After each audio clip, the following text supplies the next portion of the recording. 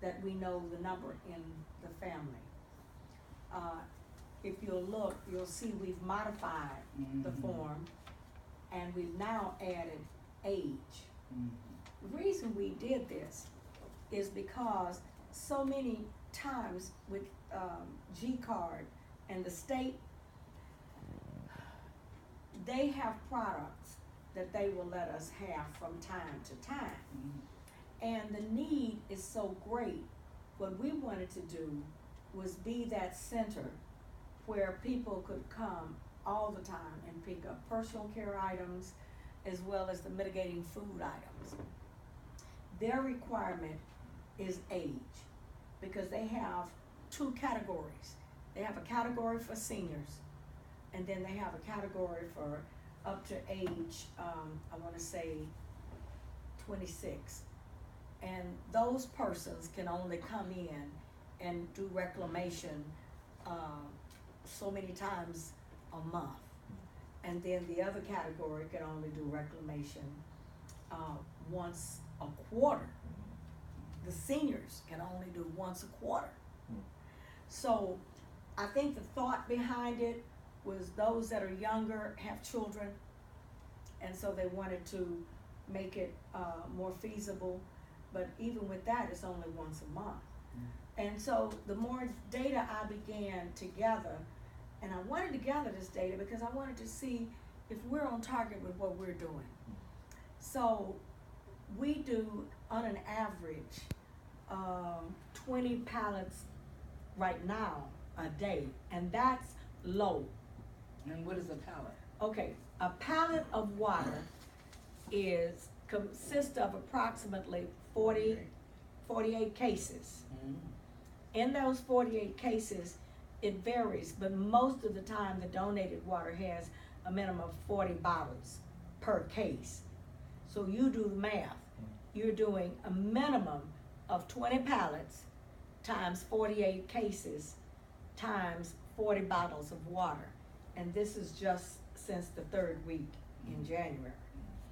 We also found in the process that mitigating foods were so important, because once you've been lead poisoned, 28 days later, you can't detect it.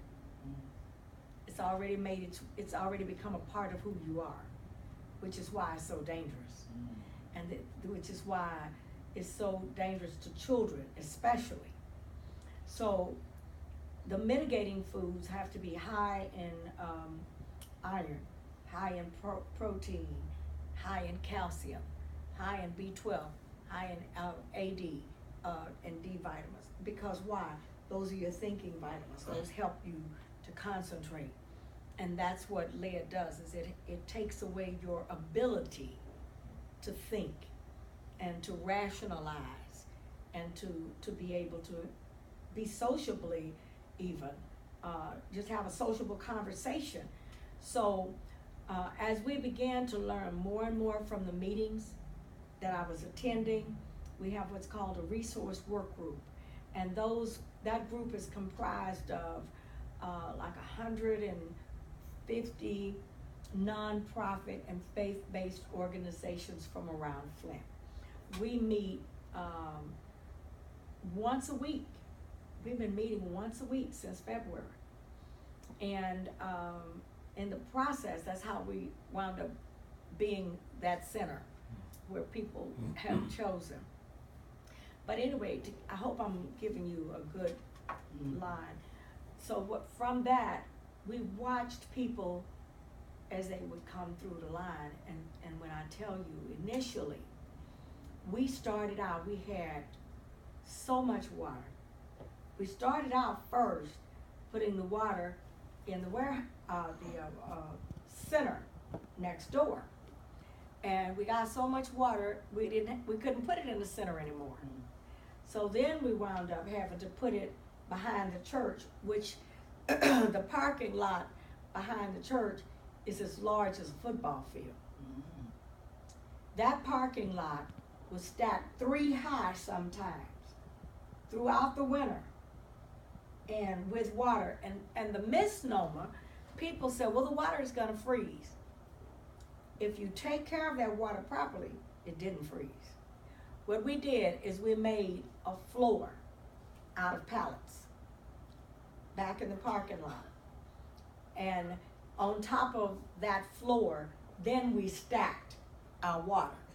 All water had to be shrink wrapped.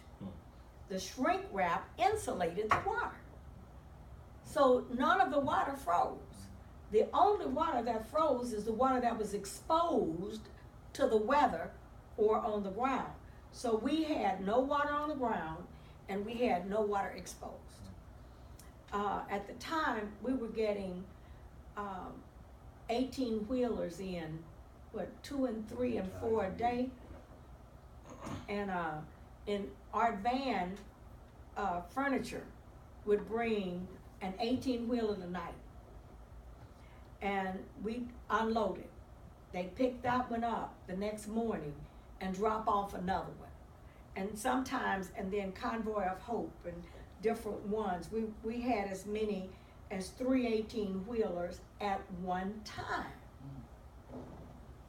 Catholic Charities was getting so much water, and they're not open on Saturdays.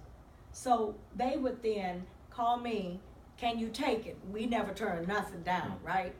Well, we didn't start out thinking we were gonna be giving our water, but we had accumulated so much till Bishop said, we need to start trying to give this water out, Sister Jones.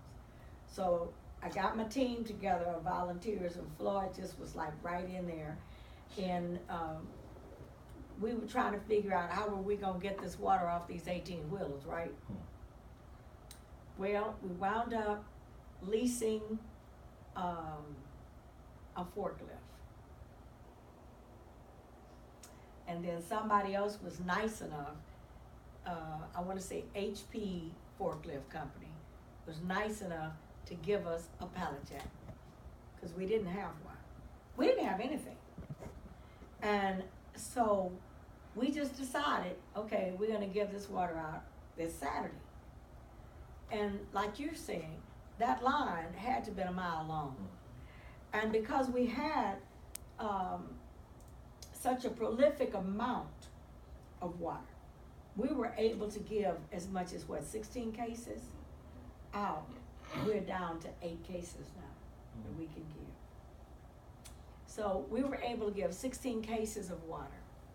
And even at that time, the state hadn't started. They were just giving it out at the fire stations. Well, at the fire stations, they were only giving 1 case of water.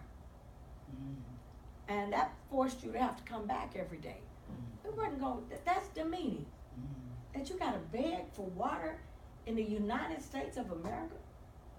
Come on. So we were giving out 16 cases of water, and then people started calling from all around the country, what do you need, what do you need? And then we had people started asking us, do you have diaper wipes? Do you have diapers? Do you have baby formula? Do you have any food? And we just began to see the need.